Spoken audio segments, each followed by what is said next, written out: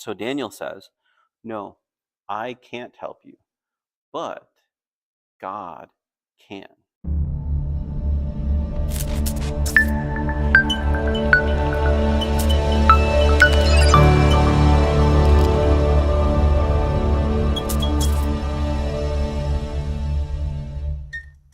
Daniel chapter 2. So last week we covered Daniel chapter 1, which is really an introduction into the character of Daniel.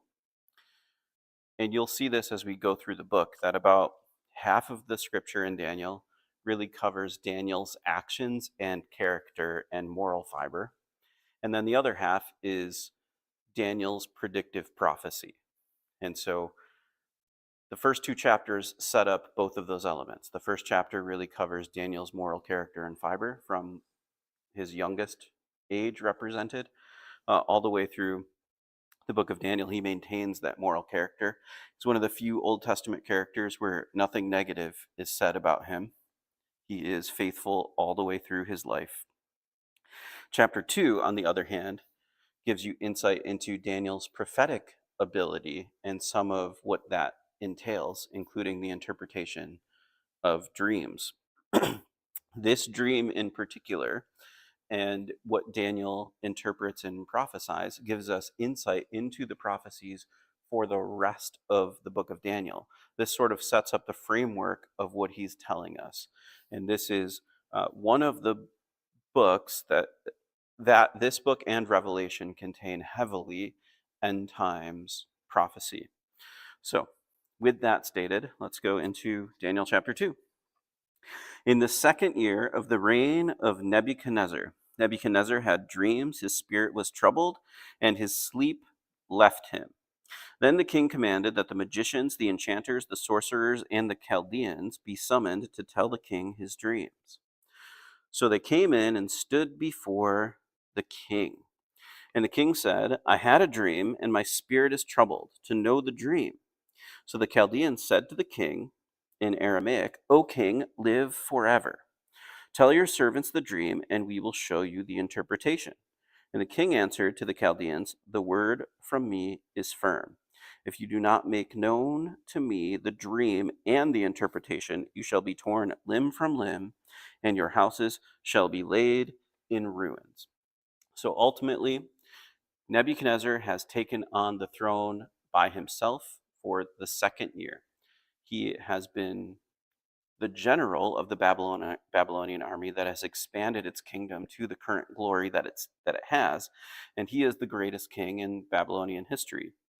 However, he's also the cruelest, and his name, Nebuchadnezzar, means, O Nabu, take care of my son. That's what his father named him, basically in worship to pagan gods, saying, take care of the reign of my son.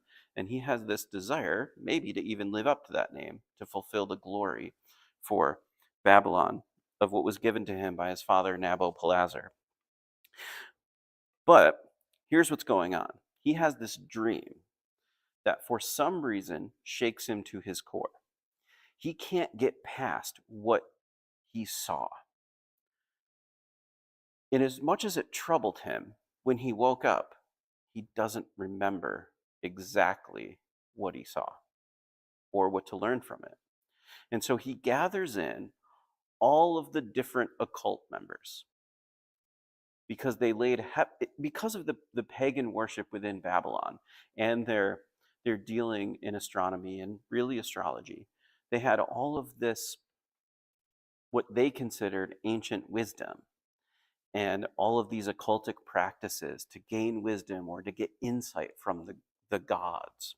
And so Nebuchadnezzar says to all of the wise men or the Chaldeans or interpreters or magicians or whatever occult practice you could possibly have in Babylon, and he brings them all in and he says, oh, give me the wisdom from the gods. Tell me what I saw and tell me what it means.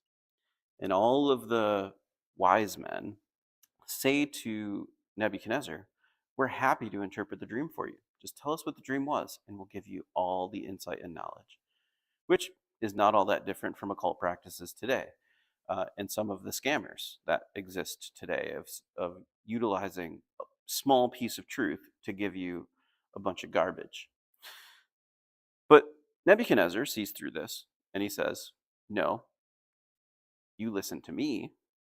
And Nebuchadnezzar's cruelty and tyranny and ultimate power within Babylon are on full display. You do what I said, which was, without me telling you what the dream was, you tell me the dream and you tell me what it means. And if not, I'll rip your legs off. That's ultimately what he's pointing out. So in verse 6, it says, "If you show me the dream and its interpretation, you shall receive from me gifts and rewards and great honor. Therefore, show me the dream and its interpretation." So on the other hand, if you can do what I've asked, you'll be rewarded and you'll be given honor and gifts and glory in Babylon.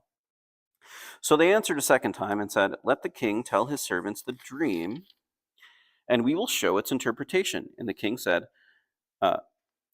I know with certainty that you are trying to gain time, because you see that the word from me is firm. If you do not make the dream known to me, there is but one sentence for you. You have agreed to speak lying and corrupt words before me till the times change. And so what Nebuchadnezzar says is, I'm looking right through you. I see you're just trying to buy time. You don't know the answer to the question I'm asking you, and you're afraid. And you should be afraid, because I'm the king and I get what I want. So tell me what my dream means. Therefore, tell me the dream, and I shall know that you can show me its interpretation. So the Chaldeans answered the king and said, "There is not a man on earth who can meet the king's demands. For no great and powerful king has asked such a thing of any magician or enchanter or Chaldean. The thing that the king asks is difficult, and no one can show it to the king except the gods, whose dwelling is not with flesh." So I go, Nebuchadnezzar, no one can do this. What you're asking us to do it's impossible. Please don't go crazy. We can't do it. Because of this, the king was angry and furious and commanded that all the wise men of Babylon be destroyed. So the decree went out, and the wise men were about to be killed, and they sought Daniel and his companions to kill them. Now, here's where Daniel gets inserted into the story. When Daniel was taken away from Israel into Babylon, because of the great wisdom Daniel and his friends that they displayed, and the character that they displayed during their early years, the first year, they got put into places of honor among the wise men of Babylon. But they haven't been asked anything from Nebuchadnezzar. They just got lumped in. This is sort of the pagan view of, well, he gathered together a bunch of the wise men or enchanters and magicians and occult members from different traditions all throughout Babylon. He didn't ask the Jewish boys that he also considered wise men in Babylon. And so he just thought, basically, that if these guys can't do it, they can't do it. And so all of the wise men from every tradition are now going to get destroyed in Babylon because someone couldn't answer an impossible request from Nebuchadnezzar. Because what Nebuchadnezzar says goes. And now Daniel, Hananiah, Mishael, and Azariah are lumped in with the other wise men at the threat of their life, because the occult can't do what Nebuchadnezzar has asked. So he declared to Arioch, the king's captain, "Why is the decree of the king so urgent?" And then Arioch made the matter known to Daniel. And Daniel went in and requested the king to appoint him a time that he might show the interpretation to the king. Now I love this. Daniel finds out his life is in danger, and he says to the person who would be in charge of killing him, "Why is he in such a hurry? Let me go talk to the king." And then he goes in to the king's quarters, to the person who just said, "Kill this guy." And he goes, "Hey, could you give me a time to meet with you so I can help you? Just tell me what you want. I'll do it." Daniel's faith is unbelievable, and boldness and confidence.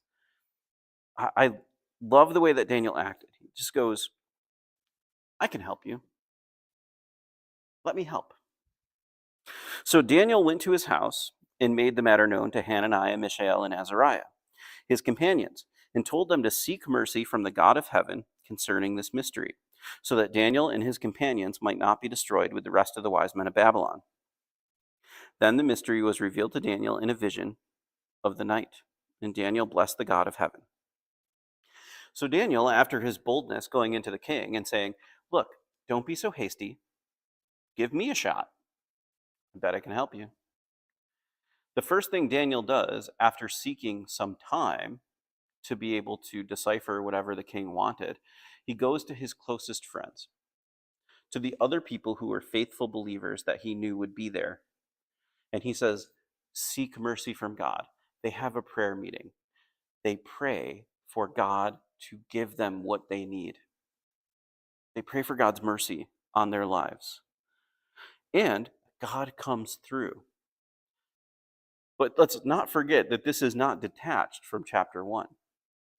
They didn't just suddenly seek prayer from God and seek mercy from God when they were in trouble. They have already been faithfully following God this whole time. Even in exile, even after being ripped from their homes and brought into the Babylonian palace and given food sacrificed to idols that they refused to eat, they have been faithful every step of the way.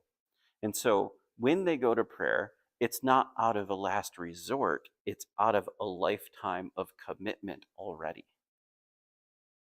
So Daniel blessed the God of heaven, and Daniel answered and said, "Blessed be the name of God forever and ever, to whom belong wisdom and might. He changes times and seasons. He removes kings and sets up kings. He gives wisdom to the wise and knowledge to those who have understanding. He reveals deep and hidden things, and he knows what is in the darkness, and the light dwells with him. To you, O God of my fathers, I give thanks and praise, for you have given me wisdom and might, and have now made known to me what we asked of you, and you made known to us the king's matter." So not only does Daniel seek prayer in light of the difficulty that he's in, when God answers his prayer, he goes back to prayer to be thankful and grateful because he has a life of humility and service to God. He consistently acts in accordance with humility before God and gratefulness for what God has given him, even in circumstances that many of us might see as difficult. Been torn from his family and ripped from Israel, ripped apart from his traditions and the ability to worship at the temple, yet he still finds ways to be grateful and thankful for everything God gives him, and still trusts that God will take care of him. Therefore, Daniel went into Arioch, whom the king had appointed to destroy the wise men of Babylon. He went and said to him, "Do not destroy the wise men of Babylon. Bring me in before the king, and I will show the king the interpretation." Interesting.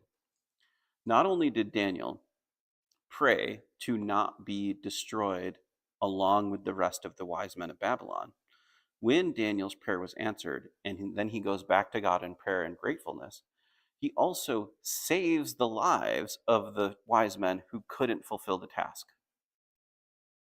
Because Daniel provided mercy even for his enemies. That's pretty powerful stuff. Therefore, Daniel went into Arioch, whom the king had appointed to destroy the wise men of Babylon. He went and said this, "Do not destroy the wise men of Babylon. Bring me in before the king, and I will show the king the interpretation." Then Arioch brought in Daniel before the king in haste and said thus to him, "I have found among the exiles from Judah a man who will make known to the king the interpretation." The king said to Daniel, whose name was Belteshazzar, "Are you able to make known to me the dream I have seen and its interpretation?" Daniel answered the king and said, "No wise men, enchanters, magicians, or astrologers can show the king the mystery that the king has asked." I love that this is what Daniel does. When the king, he goes in, I mean, this just the setup for this is beautiful. He stops the king from destroying the wise men and says, "Give me some time." He goes to the captain and says, "Let me go before the king. I've got it. I can help him." When Nebuchadnezzar, a man known for his cruelty, who's not afraid to drop the hammer at a moment's notice, asks him if he can interpret the dream and tell Nebuchadnezzar what he wants to hear, he says, "No." And he says the same thing that the rest of the occult did. No enchanter, no magician, no one can do what you've asked. But there is a God in heaven who reveals mysteries. He has made known to King Nebuchadnezzar what will be in the latter days. Your dream and the visions of your head as you lay in bed are these. To you, O king, as you lay in bed, come thoughts of what would be after this. And he reveals mysteries made known to you, what is to be. But as for me, the mystery has been revealed to me, not because of any wisdom that I have, more than all the living, but in order that the interpretations may be made known to the king, that you may know the thoughts of your mind. And so Daniel says, no, I can't help you, but God can. The one true God can. And God is using me to give you the interpretation. And it's not because I'm special. It's not because of wisdom that I have. It's because of how big and good God is. And what he's going to tell you is what's going to happen in the latter days. You're going to learn about what's going to happen after your rule ends. You're going to get to see the future. Not because of me, but because of God. You saw, O king, and behold, a great image. This image, mighty and of exceeding brightness, stood before you in its appearance. It was frightening.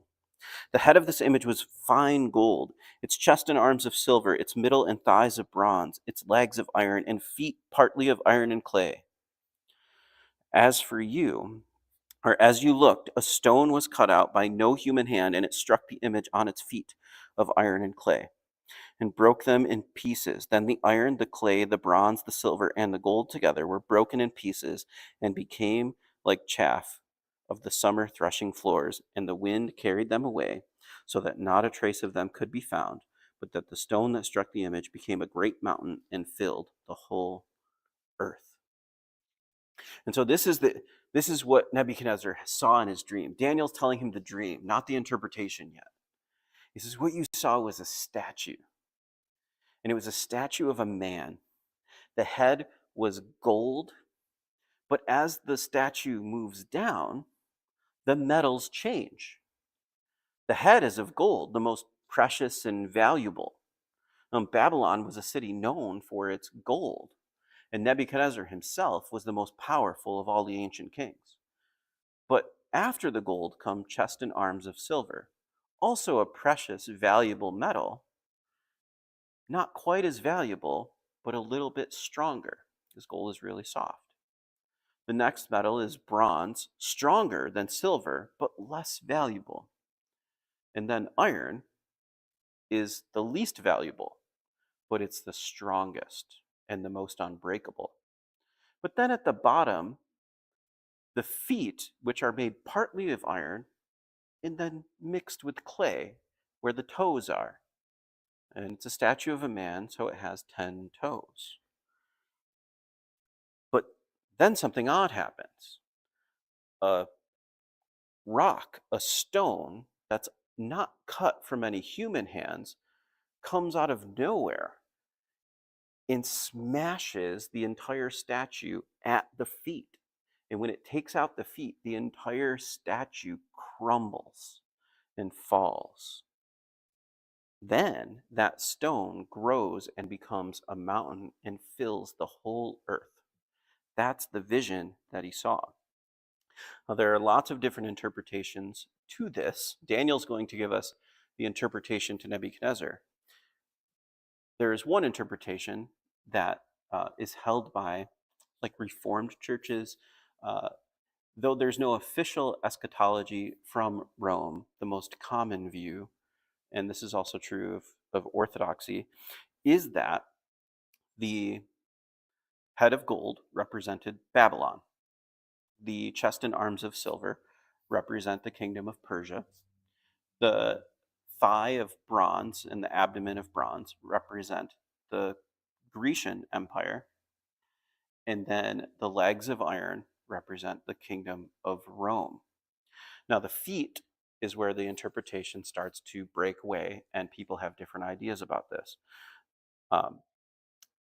This common view would be that the feet would represent the broken up Roman Empire.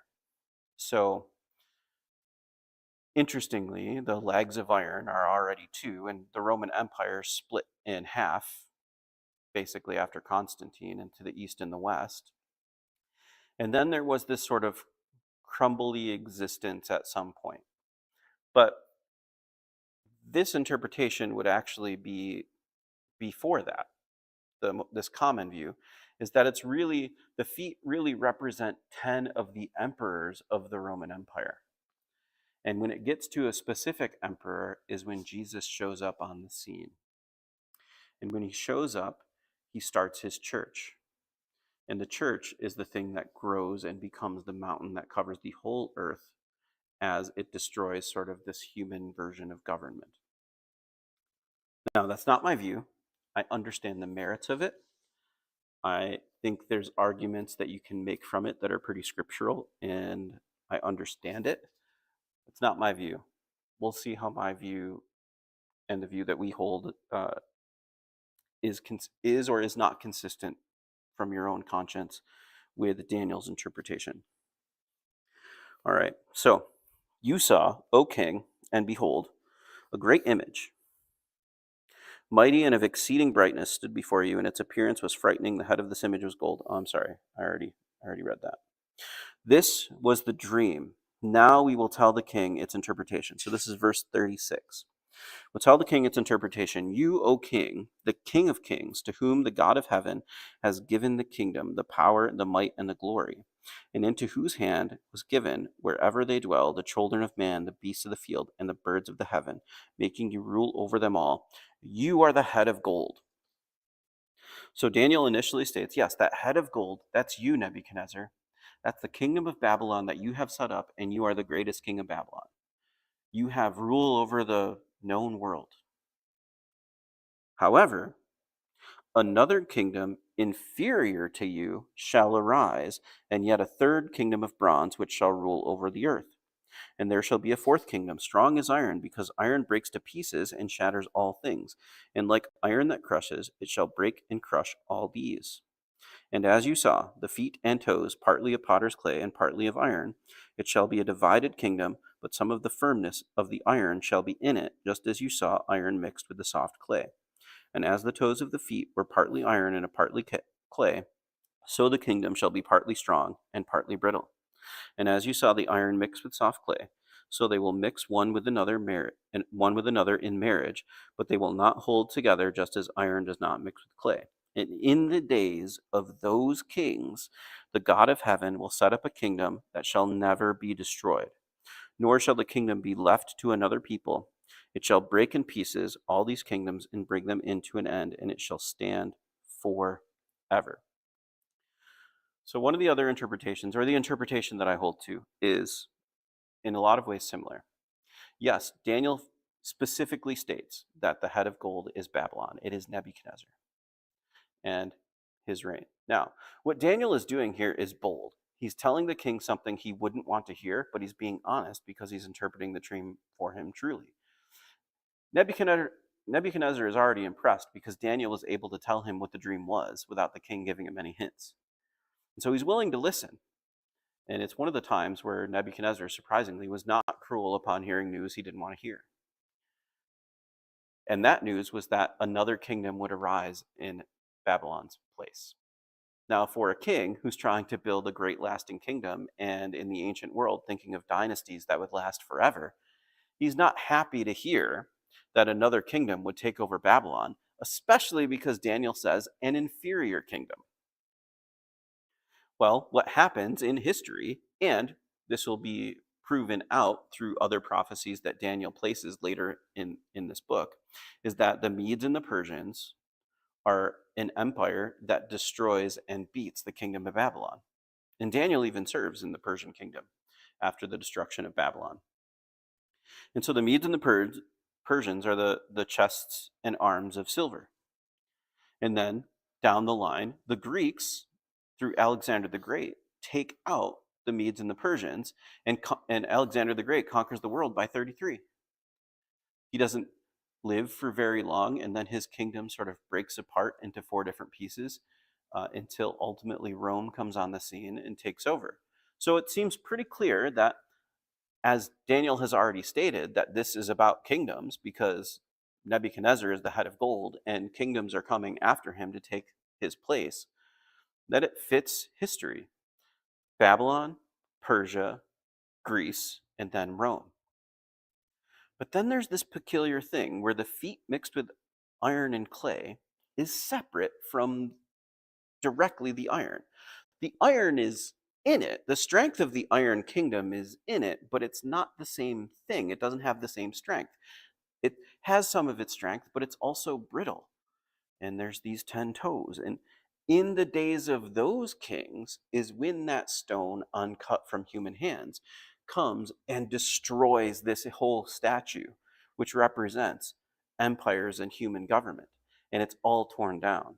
So I think that, especially considering some of the prophecies in Revelation, along with other prophecies in Daniel that we'll get to, that the 10 toes represent the 10 kings or the 10 horns of the beast that we'll see later. And that is sort of a revived Roman Empire, a final kingdom, sort of a world conglomeration of government that views itself as sort of messianic in a way. And in the days of those kings, when this idea of peace and coming together and the world and the tyranny of who I think the final Antichrist will be in the days of those kings, will be when Christ returns and destroys all human government and rules from his throne in Jerusalem over the whole earth, creating a kingdom that will endure forever. That's what I think, and you'll see more of why I think that as we go through the book of Daniel. But this is the framework, this interpretation in this dream sets up the framework for the interpretation of the rest of the prophecies in this book and Revelation.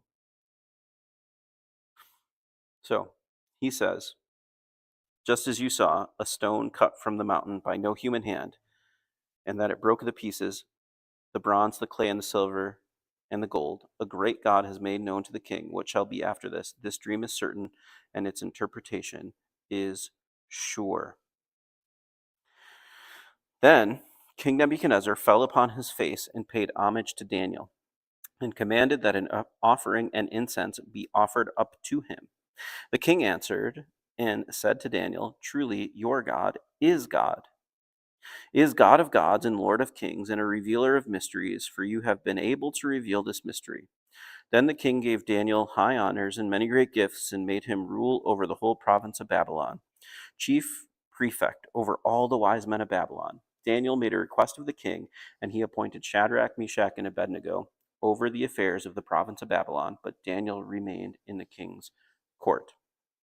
So because Daniel was able to do something that was impossible, the king and because Daniel did not take the credit but gave the credit to God, the king acknowledged that Daniel's God is awesome. And further listened to Daniel to give promotions to Shadrach, Meshach, and Abednego, or Hananiah, Mishael, and Azariah is their Hebrew names. Daniel's influence will continue to go further and further through this whole book. There's a reason he survives and gains influence and has these moments, because he's always putting himself in a position of humility and faith towards God. He's willing to pray consistently, and he's always willing to tell the truth despite the circumstances. He told the king something he wouldn't have wanted to hear, that his kingdom won't last forever. But because he was bold, the king respected him. And because he was able to do what others couldn't. Because Daniel didn't boast of himself, he boasted of the one true God. Now, why do I think that the interpretation, the common interpretation of the reformers or of the majority of the Catholic Church and Orthodox Church doesn't hold up? I think it doesn't hold up because when the stone comes and lands on the feet, it crumbles the statue. Well, that didn't happen to Rome. When Jesus came, Rome lasted for another 1,000 years. And really, they got stronger in a lot of ways after the death and resurrection of Christ. Now, it is true in the 4th century that Constantine became a Christian, and then Christianity became the religion of the empire, but it also got tainted and corrupted as it became more politicized, and hence even the need for the Reformation. And ultimately, Rome broke up into pieces, and the church ended up schisming as well. And so, while I do think the kingdom of God is meant to expand, and we are bringing people into the kingdom when we present the gospel, I think the physical kingdom will be the millennial kingdom when Christ returns, and it will be a physical kingdom for 1,000 years. If I'm wrong, and the church really does grow and change the world, and it becomes closer and closer to the world that Christ would want, and that provides the sort of environment for Christ to return to, I'll be happy. I'll be certainly fine if that's the case, but it just doesn't jive with me the way that this reads. I think that the moment that this is talking about is the return of Christ, because at that point all human government becomes subservient to the Messiah, and human government is crumbled, and the Messiah sits on his throne. That's the way it reads to me. And we'll see if that lines up as we go through the rest of this book. Let's pray.